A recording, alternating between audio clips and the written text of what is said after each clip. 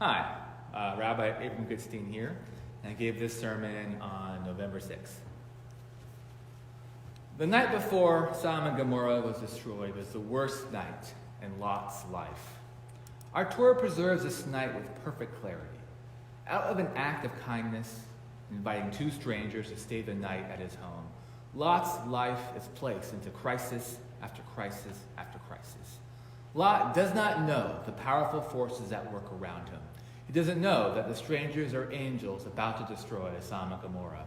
He doesn't understand how far the townspeople would go to humiliate these strangers. Lot is just trying to live his life as best as he can, and yet he finds himself in the middle of a struggle of biblical proportions.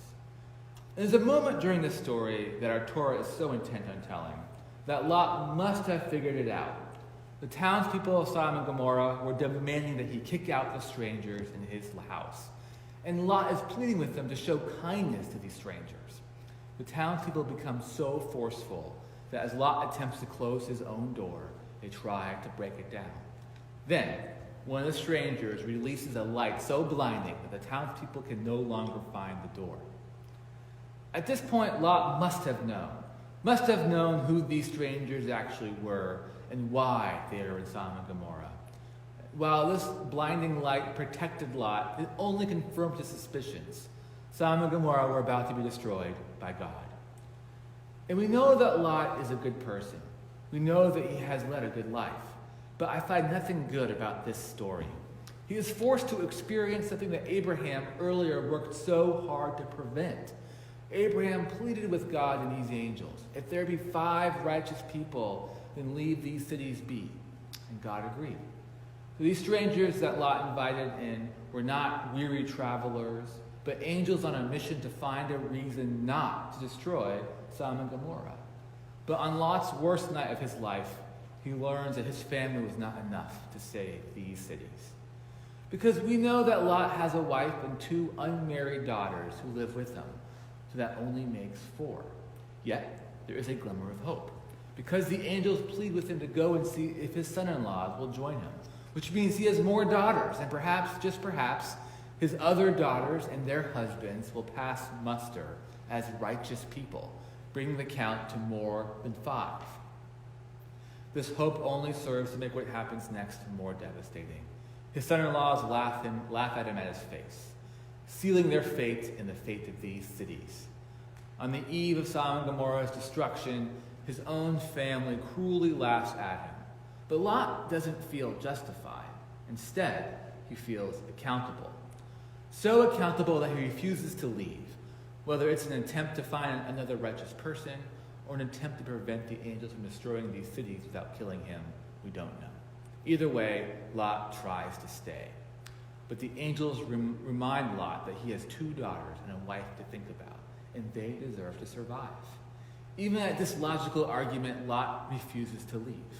Finally, the angels have no choice but to force him to leave, seizing what's left of his family and dragging them to the edge of the city.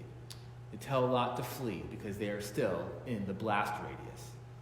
Lot, who is indefatigable, can't help himself, but pleads that he runs away to the nearby town of Zoar, thus saving this whole town that was apparently in the blast radius. The angels relent and allow Lot this small victory. So that is the direction they flee. But another travesty strikes. This whole time, we know hardly anything of Lot's wife. We do know that she did not laugh cruelly at Lot like his son-in-laws. We also know that she left behind at least 2 of her unmarried daughters in Sodom and Gomorrah. For whatever reason, his wife looks back toward the destruction of her home, and she's instantly turned into a pillar of salt. A divine mystery, tantamount to the bright light that the angels summoned earlier that night to confound the townspeople. Now, many interpret this travesty as a form of punishment, that somehow Lot's wife was undeserving to be saved. But how could this be? We don't know enough about her to make this judgment. What we do know is that she is leaving her home and life behind, and with it her married daughters and son-in-laws. And I would have looked back, this was my fate. I would have turned into a pillar of salt. The story of Sodom and Gomorrah is often recounted differently than the way that I just told it. It's often told as a story of righteous punishment and divine judgment. In the past, this story has been explained to me as a necessary thing to happen. God punishes the wicked and saves the righteous. Nobody I have met has ever related to being the pillar of salt, because admitting to be salt in this story is an admission of being wicked. But I don't agree. This story in the Torah is told from Lot's perspective, and for Lot, this destruction is senseless and cruel. Lot struggles not with fleeing, but with saving these cities that God has deemed irredeemable. And while we often celebrate that Lot and two of his daughters survived this destruction, we rarely mourn the loss of Lot's family. And I believe that there is a reason the Torah chooses to tell this story from Lot's perspective. It's not to glorify the triumph of God over evil.